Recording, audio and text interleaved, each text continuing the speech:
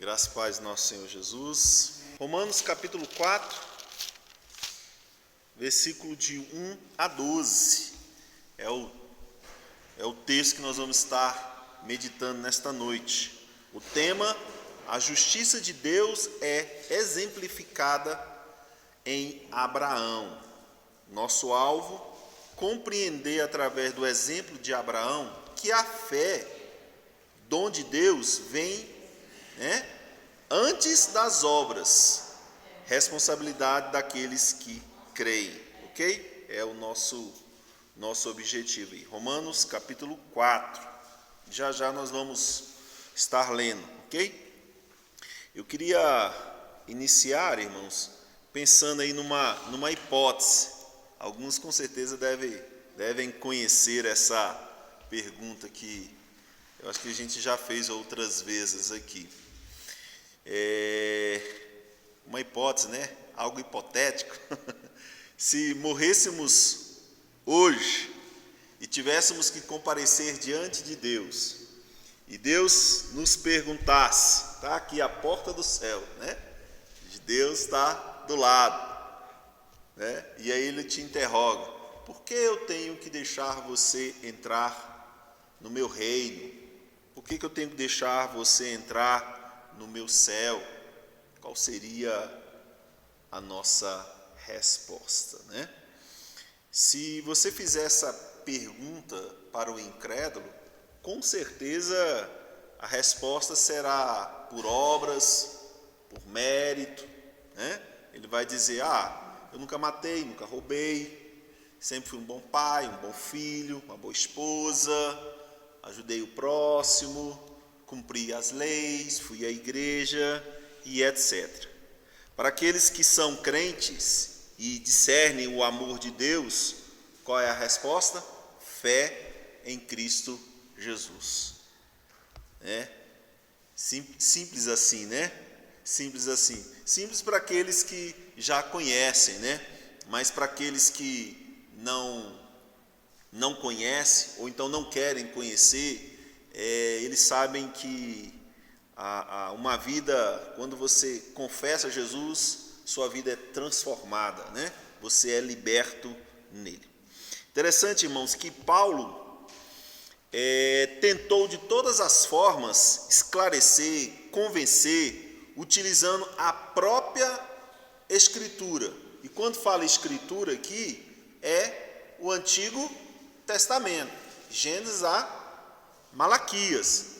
As cartas ainda estavam sendo editadas, os evangelhos, Não é igual nós temos hoje. Então, Paulo utilizava da própria Escritura. Para quê? Para tentar mostrar para os judeus, aqueles que acreditavam que a justificação era por obras, Então, ele tentava de todas as formas. Se você observar aquilo que nós temos estudado, ele está o tempo todo desconstruindo algo que os judeus, principalmente aqueles que seguiam os fariseus, os saduceus, tinha aquela liderança. Então Paulo o tempo todo combatendo esse tipo de erro teológico, Então eles acreditavam que era por obras da lei que a pessoa era salvo. O que nós já vimos nos dois últimos estudos, irmãos? Paulo apresentando o seu evangelho, o evangelho da justiça de Deus, através da justificação pela fé em Cristo Jesus. E ao mesmo tempo ele combate os críticos dessa justiça de Deus. Então, o que a gente já comentou? Paulo ele escreve a carta já imaginando as possíveis perguntas e já dando as respostas, tá? Então, assim, era a forma de Paulo mostrar, os possíveis erros que eles estavam, assim, acreditando.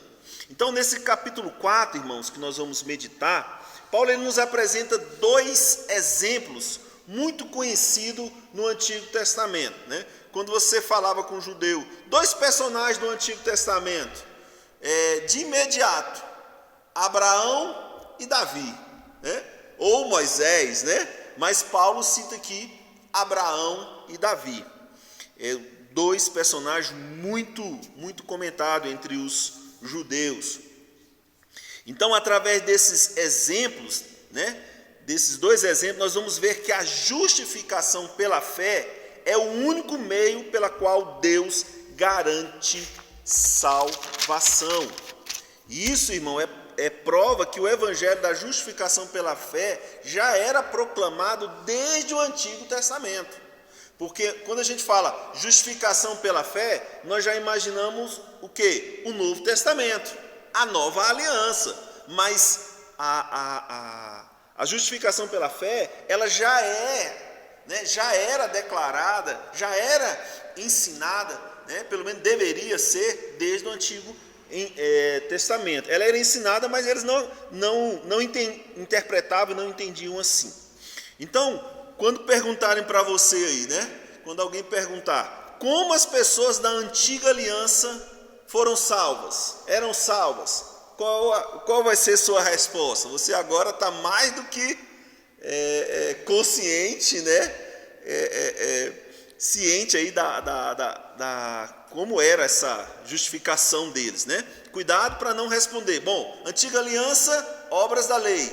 Nova aliança, fé em Cristo Jesus. Não, tudo é fé em Cristo Jesus, ok? Tudo é fé em Deus através da obra redentora de Cristo. Vamos ler o texto? Diz assim, eu vou ler aqui nessa revista atualizada. Que, pois, diremos ter alcançado Abraão, nosso pai, segundo a carne? Porque se Abraão foi justificado por obras, tem que se gloriar, porém não diante de Deus. Pois, que diz a Escritura? Abraão creu em Deus e isso lhe foi imputado para a justiça.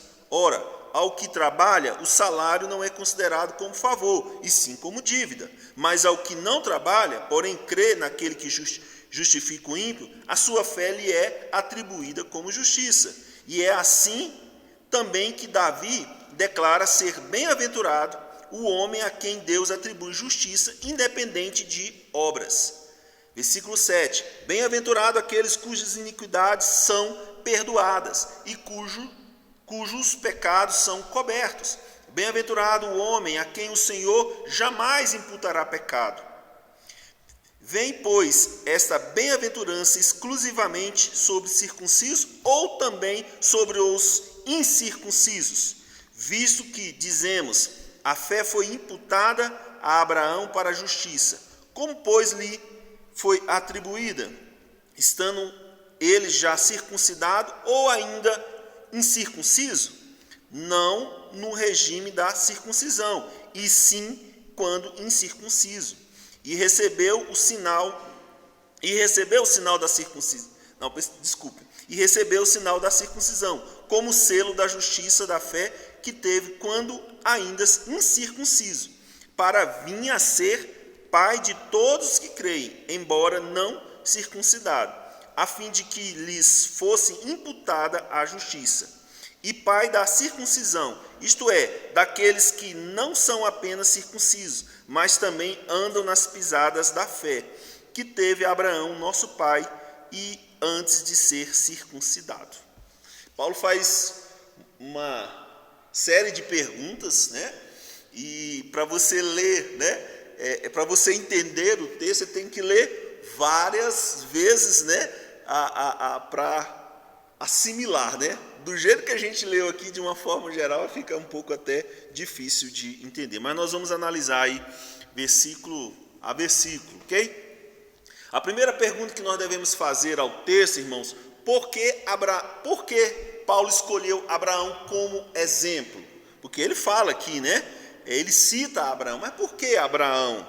Primeiro, porque ele era o pai da nação de Israel e recebeu a aliança e as promessas. Segundo, porque os judeus, né, uma grande maioria, principalmente os religiosos, acreditavam que Abraão havia sido salvo por obras de justiça, justiça própria, aquilo que ele tinha feito. Então eles acreditavam dessa maneira. Então Paulo tenta de todas as formas combater essa explicação deles, né? Esse conceito deles, melhor assim dizendo. Então Paulo contesta fazendo uma indagação no versículo 1 aí, né? 1 e 2. Que pois diremos ter alcançado Abraão, nosso pai, segundo a carne? Porque se Abraão foi justificado por obras, tem que se gloriar, porém, não diante de Deus. Essa é a primeira pergunta, né? A indagação que ele faz. Então Paulo fez a indagação aos leitores da carta relacionada ao patriarca Abraão. Resumindo, a justificação é pela fé ou pelas obras? Né? É como se ele estivesse falando, gente, me respondam aí, vocês de Roma, a justificação é pela fé ou pelas obras? Era o que ele queria questionar para os judeus. Por quê? Nós já falamos, muitos judeus acreditavam que Abraão foi justificado por obras. Então Paulo, interessante que ele recorre às escrituras, e ele fala aqui, né? No versículo 3, o que diz as escrituras? Vamos ver o que diz as escrituras? Porque vocês estão argumentando algo, mas vamos olhar o que diz a palavra de Deus. Então ele recorre às escrituras para provar o erro teológico deles. Eles estavam enganados, né? E aí ele cita o que? Gênesis capítulo 15, versículo 6. Abaixo aí, ele fala assim: Abraão creu em Deus e isso lhe foi imputado para a justiça. Interessante isso aqui, né? Ele ir lá no Antigo Testamento para provar para o próprio povo judeu que conhecia o Antigo Testamento que eles estavam enganados. Abraão creu em Deus, primeiro ele creu em Deus e isso lhe foi imputado para a justiça. Ou seja, foi atribuído, conferido justiça a Abraão por conta da sua fé. Então ele recebeu por conta da fé que ele tinha em Deus. Interessante aqui, amados, é que na versão NVI, ele traz uma outra palavra no lugar de imputado. Ele traz aí o verbo creditado. Abraão creu em Deus e isso lhe foi creditado como justiça. Não sei como é que está a sua versão aí. Essa palavra creditado, ela facilita mais ainda, né, o entendimento, principalmente no versículo 4 e 5. Olha só. Ora, ao que trabalha, o salário não é considerado como favor, e sim como dívida. Mas ao que não trabalha, porém crê naquele que justifica o ímpio, a sua fé lhe é atribuída como justiça. Pergunta: o que nós entendemos como creditar?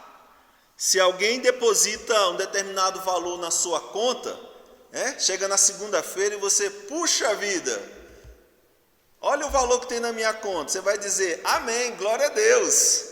Mas aí vem a sua pergunta, mas isso de onde saiu? É pagamento, porque eu trabalhei um mês todinho. Então, é meu pagamento ou é um presente? Alguém me deu esse dinheiro, foi de graça. Então, assim, se não foi pagamento, só pode ter sido um presente. Se é pagamento, você trabalhou para recebê-lo. Então, é direito seu. É mérito. Mas se foi presente, foi de graça. Ganhou sem fazer nada. Sem trabalhar. Não sei se você já teve essa surpresa. Chegar lá e ter um valor X na sua conta, né? Não sei se você já teve. O salário de alguém que trabalha não é considerado favor. Se a pessoa chegou lá, o patrão chegou, te pagou, você, muito obrigado, Deus te abençoe, né? Pode abençoá-lo, sem nenhum problema, mas quase que beijando os pés, não, você trabalhou, é dívida, ele tem que pagar. A intenção de Paulo era mostrar, irmãos, quem deseja ou baseia sua salvação em obras da lei, está falando para Deus mais ou menos assim: Senhor, pague o que o Senhor me deve. Eu fui circuncidado, eu fui ao templo, levei o cordeirozinho, né? Ajudei as pessoas, levei até uma velhinha lá para o templo, fiz tantas coisas, eu cumpri a lei, guardei o sábado, então eu tenho o direito de ser salvo. Amados, na graça de Deus não existe justificação por méritos. Já pensou? Chegar lá no céu, batendo no peito, ó, cheguei aqui porque eu fui cumpridor da lei, né? Eu não precisei de sacrifício de ninguém, não precisei de ajuda de ninguém, cheguei pelas minhas próprias pernas, né? pelo meu próprio esforço. Irmãos, isso é inconcebível, irreal, impossível de acontecer. Então, como é que funciona? Ele fala aí no versículo 5, né? Mas ao que não trabalha, olha só, porém crê naquele que justifica o ímpio, a sua fé lhe é creditada como justiça. Então a justiça divina lhe é concedida livremente como uma dádiva gratuita e imerecida pela fé. Então Abraão creu e foi o quê? Justificado. Ele creu e foi justificado. Então, irmão, creditar a fé como justiça é uma dádiva gratuita, sem merecimento, e não um salário pela qual você trabalha, mas a quem você confia. Você confia? Então, é a fé em Deus, né? A fé em Deus vem primeiro, né? Ela é a base. Versículo 6, ele nos diz assim: e é assim também que Davi declara ser bem-aventurado o homem a quem Deus atribui a justiça, independente das obras. Olha só que interessante. Ele agora sai de Abraão e vai para onde? Davi. Ele sai de Gênesis capítulo 15, versículo 6, e vai para o Salmo 32, versículo 1 e 2. Então ele sai de um, vai lá para o meio da Bíblia, né? Interessante que nesse salmo, Davi ele testemunha, depois você dá uma lida lá no salmo por completo, aqui só tem 2 versículos. Neste salmo, Davi ele testemunha sua gratidão a Deus pelo perdão dos seus pecados. Lembram quando Davi adulterou com Batseba, mandou matar Urias, colocou ele lá na frente do exército, onde quem estava na frente, as flechas, né, era alvo, né, acabava morrendo mesmo. Então, assim, quem o confronta? O profeta Natan, né? Confronta, depois de confrontado, o que Davi faz? Se arrepende. Então, o Salmo 32 e o Salmo 51, depois você dá uma lidinha lá, fazem alusão à confissão e quebrantamento diante de Deus. Então Davi, ele relata a mesma coisa que Abraão. Ele fala assim: bem-aventurado o homem a quem Deus credita justiça independente de obras da lei. Não precisa, Davi sabia, ainda mais daquilo que ele havia feito. Não tinha nem como ele falar assim: ô Senhor, eu sou justo, né? Você é um pecador que precisa da misericórdia de Deus. Bem-aventurado o homem a quem Deus credita justiça. Na NVI fala assim: felicidade do homem a quem Deus credita justiça independente de obras. Irmãos, não sei se já aconteceu com você, mas eu penso que sim, até porque todos nós cometemos falhas, né? Quando a gente peca, a gente erra, aí depois vem aquele arrependimento e você fica triste, angustiado, né? Fica mal, né? Fica sem gracinha, aquele comportamento. Quando você abre, rasga o seu coração na presença de Deus, pede perdão e você sai de lá aliviado, né? Como se tivesse tirado uma pedra de cima da sua cabeça. É bem-aventurado, é alegre, É assim que nós nos sentimos diante de Deus. Versículo 7 e 8, ele vai falar isso. Bem-aventurado aqueles cujas iniquidades são perdoadas, cujos pecados são cobertos. Bem-aventurado o homem a quem o Senhor jamais imputará pecado. Quero destacar aqui algumas palavras: iniquidade ou transgressão, dependendo da versão aí que você está, e pecado.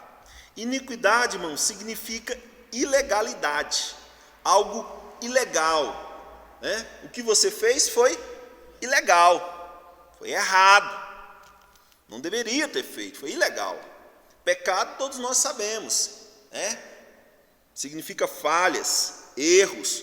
Resumindo, tudo é pecado, tudo é pecado. Então, passar por cima de um limite conhecido como deixar de corresponder a um padrão estabelecido.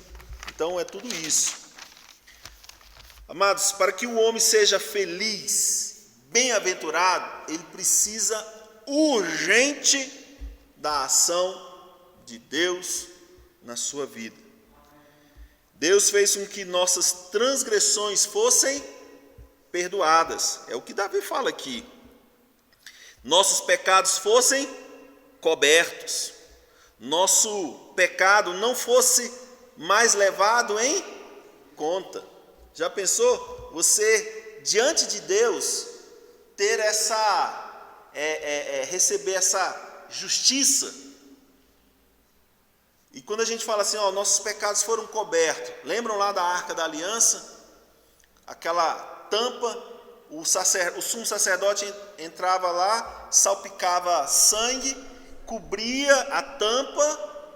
Dentro da arca tinha o quê? Os 10 mandamentos. O que os 10 mandamentos ele dizia? Que nós somos falhos, nós pecamos. Porque ele aponta para nós e fala que nós quebramos todos aqueles mandamentos. Então aquele sangue, né, ele cobre os nossos pecados. E Jesus é a propiciação, ele fez a propiciação pelos nossos pecados. Por isso que fala aí, né, que ele cobriu os nossos pecados. Com esses exemplos, Paulo deixa claro que a justiça de Deus, que provém dele, que é revelada no Evangelho, capítulo 1, versículo 17, nós já estudamos, reside no fato dele justificar justamente o injusto. Quem é o injusto? Eu e você. Então, essa justiça de Deus, ela nos justifica. Versículo 9 a 12 aí, irmãos. Vamos ler novamente. Vem, pois, esta bem-aventurança exclusivamente sobre os circuncisos ou também sobre os incircuncisos? Paulo está fazendo uma pergunta aqui. É como se ele falasse assim, essa bem-aventurança, ela vem exclusivamente para judeus ou também para os gentios? É para os judeus e também para os gentios? É a pergunta que ele está fazendo.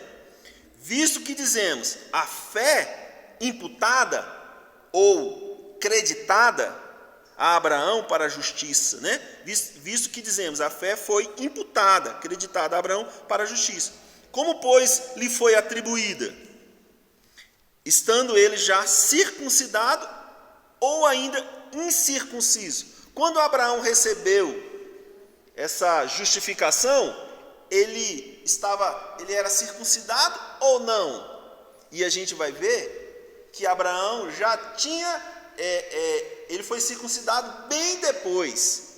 Né? Quando ele foi justificado, foi porque ele creu primeiro. Então, não no regime da circuncisão, e sim quando incircunciso, é o que ele fala. E recebeu o sinal da circuncisão como selo da justiça da fé que teve quando ainda incircunciso, para vir a ser o pai de todos que creem, embora não circuncidado, a fim de que lhes fosse imputado a justiça. Só lembrando aí, irmão, se a gente pegar esse texto do 9 ao 12, nós poderíamos resumi-lo da seguinte forma: Abraão não foi justificado pela circuncisão. Abraão não foi justificado pela circuncisão. O que era a circuncisão? Todo judeu do sexo masculino precisava receber o sinal da circuncisão. Seu prepúsculo era retirado. O pastor já explicou aqui várias vezes, né? Como se fosse uma operação de fimose. Só que maior um pouquinho, bem maior um pouquinho, tá? Depois você olha lá que você vai ver esse tal dessa circuncisão. Então Paulo faz essa interrogação. Essas bem-aventuranças, ou seja, perdão dos pecados, é privilégio somente dos circuncidados? Não, claro que não. Abraão foi justificado, né, antes da circuncisão, justificado pela fé. O selo que ele recebeu confirmou sua fé em Deus. Então ele creu em Deus depois que ele foi circuncidado. Então Abraão tornou-se pai de todos aqueles que creem, tanto dos judeus como dos gentios. Então Deus veio salvar somente os judeus? Não, ele veio também salvar os gentios, né? Por isso nós estamos aqui, salvos em Cristo Jesus. E aqui tem uma curiosidade, irmãos. Quantos anos depois de ser crente em Deus, Abraão foi circuncidado? Os comentaristas acreditam que no mínimo 14 anos depois. Só para vocês verem que Abraão foi crente, né? Durante muito tempo. Só depois que Deus falou para ele, né? Em Gênesis capítulo 17, Deus deu a ordem para ser circuncidado. Ele e todos da sua casa. Os homens.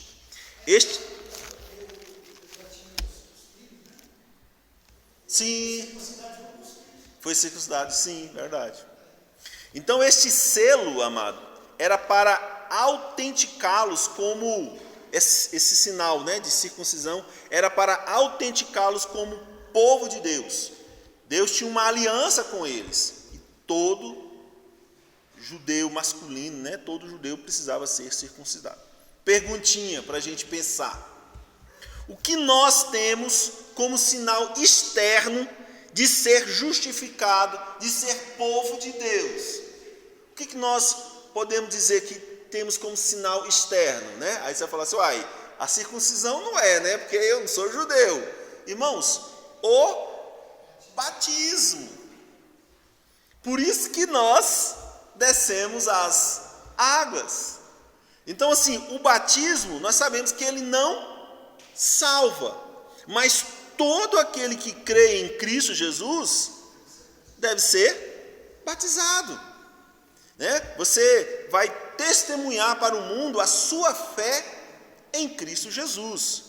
E aí Abraão, amados, é o pai de todos os crentes, independente de serem ou não circuncidados, ok?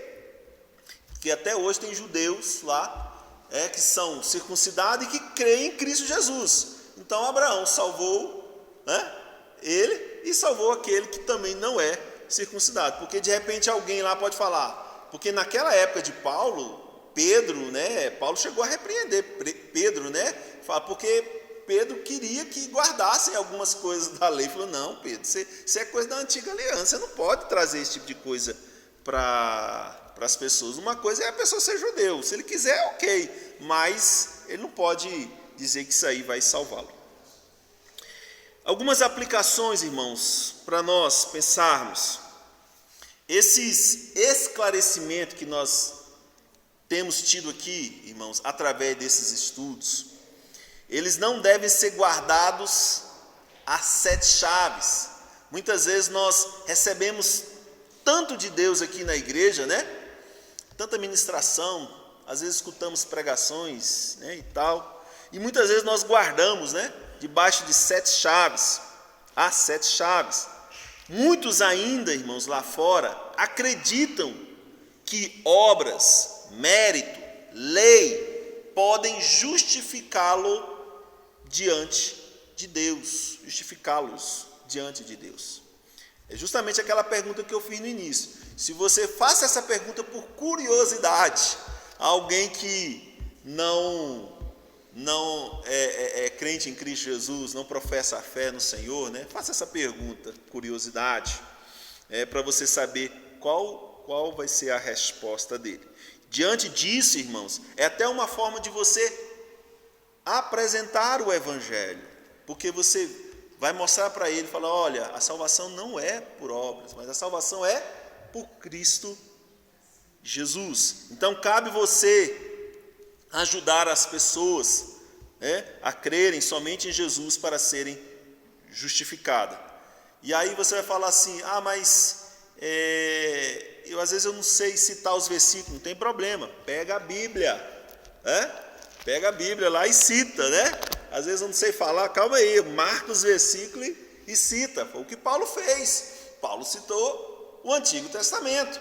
Os crentes de Bereia, né? A Bíblia fala Atos, tudo que era ensinado, pregado, eles consultavam a Bíblia. Será que ele está falando a verdade mesmo? Calma aí, vamos conferir nas Escrituras. Os crentes de Bereia faziam isso. Então é uma aplicação para nós. Segunda, se você crê nesse Jesus, como diz que crê, precisa apresentar uma vida cristã diferente, uma vida cristã santa. O pastor pregou domingo passado sobre arrependimento. Atitudes de arrependimento, mudança de vida, são sinais de uma nova criatura. E arrependimento, irmãos, é algo que nós precisamos estar tendo, né, essa atitude todos os dias, porque nós erramos todos os dias, né? Mesmo sabendo que Jesus já perdoou os nossos pecados, que ainda nem imaginamos que vamos cometer lá na frente. Ainda assim precisamos pedir perdão. E uma prova que você é salvo em Cristo Jesus é que você se arrepende. Porque se você não se arrepende, mostra que você, ou será que de fato Jesus habita dentro de mim? Se você se considera crente em Jesus e não desceu as águas, ainda precisa testemunhar da sua fé através do batismo. Lembrando que o batismo não salva, mas testifica que é de Cristo, que você é de Cristo. Amém? Glória a Deus. Então é isso, amados. Queria orar com você. Vamos nos colocar de pé. Agradecer a Deus. Hoje foi mais rapidinho, né? Mais curtinho. Queremos agradecer todos. Eu sei que muitas das coisas que nós estudamos, amado, muitas coisas nós já vimos. Mas eu penso que ainda assim nós cometemos falhas. Ainda assim, irmãos, nós precisamos compartilhar com as pessoas lá fora de tudo aquilo que nós temos aprendido aqui na igreja. Amém? Vamos orar? Graças te damos, ó Deus, pela oportunidade que o Senhor nos concedeu nesta noite, de estarmos na tua presença como igreja do Senhor, para meditarmos na tua palavra. Desde já, Deus, pedimos perdão, pois tantas vezes somos omissos, ó Pai, tantas vezes negligentes, ó Deus, diante da tua palavra, diante do Senhor, ó Pai. Nos dê, ó Deus, espírito de intrepidez para aprender, para compartilhar, para ter uma vida de santidade, ó Pai. Tem misericórdia de nós, pois somos falhos e pecadores. Abençoa cada um dos meus amados irmãos que aqui vieram nesta noite. Que possamos, Senhor Deus, sair daqui, ó Deus, edificados pelo poder da tua palavra, Pai. E aqueles que vão nos assistir, ó Deus, que o Senhor também os abençoe, que o Senhor também derrame da sua graça, da sua poderosa graça sobre a vida deles. É a oração que fazemos a Ti, em nome de Jesus. Amém, amados.